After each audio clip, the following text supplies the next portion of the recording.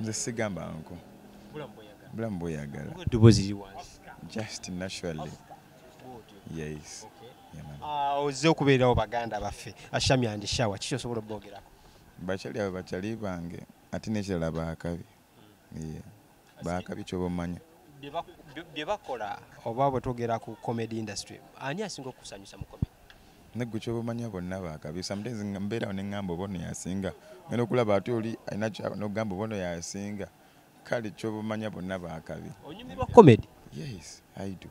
Mu budde obw'eddembe osinga kunyumirwa ki? Era comedy olaba nze ntuula ewaka ku TV yange nengenda ku YouTube nenonya comedy nendaba comedy. Yes. Okay. Atwogere ku music industry kitambula kitya? Mpola mpola bulungi si bubi tutwaliza wamu. Otwogera guli omwaka wagwetikka musically. Obudde buno omwaka tugwisizza mu koota bitambula bitya ku side? Balekeddemu this quarter nekirabika nina okuddamu era ntwala omwaka gwange. Abayimbi badde obalekeddemu bejavaani koota namba tolabawo. Kati nina okuddamu ngutwale. Omwana koota nigolaba agezagezezzaako. Waayo oyagala kunkola ki? Bonna bakikoze gwe kyobamanya abayimbi bakoze bulungi nyo just lwakuba nange mbadde nina ebivuga mu speed yange nabyemaliza ne kati nakomyewo byonna byawedde nebadde bintawaana. Mbadde nnoonya lunaku n'ekifo wetulaga guno omwaka nekirabika tujja kuddayo erugogo naye tujja kulangirira. Omwaka guno ogenda kuba Lugogo?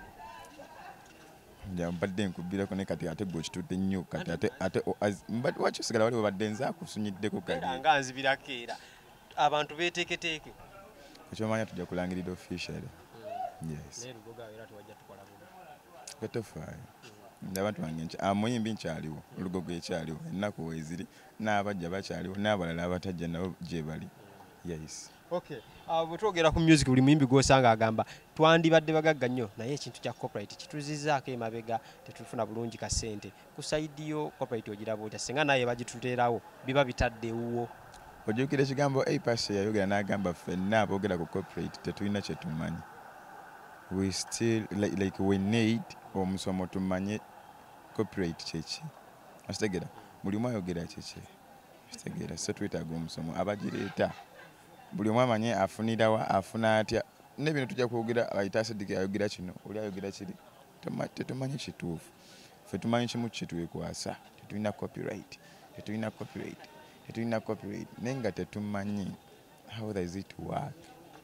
Ostegera so tulina okumanya buli omu asome amanye kiki kyayogerako then kati gomanye omanye nti kituufu neetaaga copyright oba sitaaga kituufu ndi mwavu ne mbulamu copyright. You understand? Yes. So ekitegeeza Eddie Kenzo ne group ye bakozeemuko ku bunafu mu kusomesa abayimbi okugitegeera. Why? Kibuzo ki kyobuuza ekyo? Bakozeemuko nedda sebo si bunafu just fa abasaba. Bongeremu amaanyi. Fa abasaba. Abantu abamu bakimanyi. Nze Asidikiva kunyinza okuba nina kyemmanyiko naye ng'oyita kimanyi nja kwogera wano kyemmanyi ekyange nga n'omulala alina kyamanyi ekikye. Okitegeera kati okubeera ffenna nga tuli ku same page so twetaaga omusomo gwa wamu buli omu amanyi nga olaba kandi nga bagiyisa waggulu ku kitimba ne bamanya nti kati batuwadde copyright yino biki bwe tuba tetusobola kubeera abantu bamu batusomese nti Asidikiva kozi babayise tugende ku Serena tusoma batugendewa let them come out n'ekyo ekiwandiiko nga kiwanvu bwe bati oba kale pages nnyingi buli omu asomeko amanye nti kyenjogerako kye kino. Oyinza okuba oyogera ebintu nga tomanyi kyekitegeeza.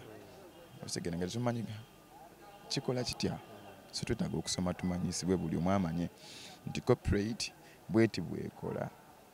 Yaman. Abo twogera ku bayimbi abazze mu generation yammwe omuli omuyimbi Fiiki Gaza obudde buno ali mida agikyamuwunyidde wakitegeddeko nti no bamukutte? Nakitegeddeko kuba nalabye ku social media nga bagamba Fiiki Gaza bamukutte ne bambi mwagaliza birungi byokka abanaye Mukama Katonda muteeremu obwangu bamute. Okitegeera bwe kiba nti kuba mwana teri muntu ayagaliza munne kukomera kale kimmanyi gye bali n'enganza Asidikiva koze saagaliza muntu kukomera omuntu abanga bambi ali innocent basimwagaliza kukomera. Okitegeera so kyonna ekimukutte bambi Mukama Katonda amusaasire. Yes. Waliwo post muganda wa Alien Skin gye yakoze ng'alaga nti nno DPC w'e Katwe omukulu Kamugira alina ekkobaane lyatadde ku bayimbi abanyigiriza nnyo DPC w'ekatwe that is Kamugira nti nno anyigiriza nnyo abayimbi wakati mu kuba gyotekako ebisangosango gw'omu ku bayimbi kyali kikutuuseeko ko oba poliisi yonna okugyotekako omusango gw'otalina sijja kulinda kimale kuntukako then nveeyo njokyogereko bwekiba gye kiri bambi nga mukikola intentionally muteeka ku bantu emisango nga bambi tegiriyo you should stop naffe tuli baana b'abantu namwe muyina abaana gwe kubamu akafaananyi nga bakiteeka ku mwana wo festivals amusango kubeera nga tuli bayimbi bwe tuba nga tulina embeera embi gye tukoze nga tulina empisa embi ze tulaze tulina mutuvunaani nga ekintu kiri mu mateeka oŋŋambe nti acidic vocals wakubya omuntu ate mu mateeka bw'okuba omuntu bw'oti oba olina kusavinga this oba you have to do this mmanyi ne kibi nnyo okunteekako ekintu kyesikoze ekkomera si kifo kirungi kya muntu kubeeramu ne bw'obeeramu just wanudde odde emabega yaman bwe twogera ku bayimbi abali mu limelight gw'omu ku bo naye weekuumya otya okulaba nti nno obutambi buneeno tebufuluma obudde buno obutambi bufuluma vairota walaba ebyamutuukako muganda wange Makona akaketa kakyatambula gwe weekuumya otya ebintu by'abakyala ebikutako expose just tusaba nnyo Katonda n'atuyamba ebintu ebimu ne bisigala behind there ate n'ekirala naffe ne twebeereramu nga ffe abantu endaba ekintu nga kisobola okunkosa nze nebeereramu nze ŋŋanze naye sijja kugamba nti eba nze mutuufu nyali ndi professional nnyo mu kuweekuuma everything no just olw'olumu munnaye kisima kikkwatirayo Katonda n'akuyamba buyambi ne bisigala eyo manyi alina engeri gy'akubikkiriramu gwe nga ggwe era bw'aba akuggyeeyo gwe tolowooza mbu nno batakwagala alina ensonga ze na just kusaba busabi teri kyogenda kukola ogambe nti kino tekijja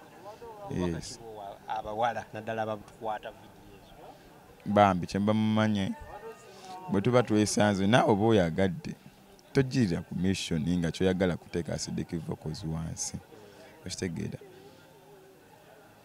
funamu ku mutima ogw'obuntu waliwo omwali yali azze nakwana bangi si omu si babiri ni bangi kati bagamba ki ndeka naawe kyoba omanya bangi nakitegeddeko kuba nalabye ku social media nga bagamba Fiki Gaza bamukutte ne bambi mwagaliza birungi byokka abanaye Mukama Katonda muteeremu obwangu bamute okitegeera bwe kiba nti kuba mwana teri muntu ayagaliza munne kkomera kale kimmanyi gye bali n'enganza acidic vocals saagaliza muntu kkomera omuntu abanga bambi ali innocent basimwagaliza kkomera okitegeera so kyonna ekimukutte bambi Mukama Katonda amusaasire yes waliwo post muganda wa Falian Skin gye yakoze ng'alaga nti nno DPC w'ekatwe omukulu Kamugira alina ekkobaane lyatadde ku bayimbi abanyigiriza nnyo DPC w'ekatwe that is Kamugira nti nno anyigiriza nnyo abayimbi wakati mu kuba gyotekako ebisangosa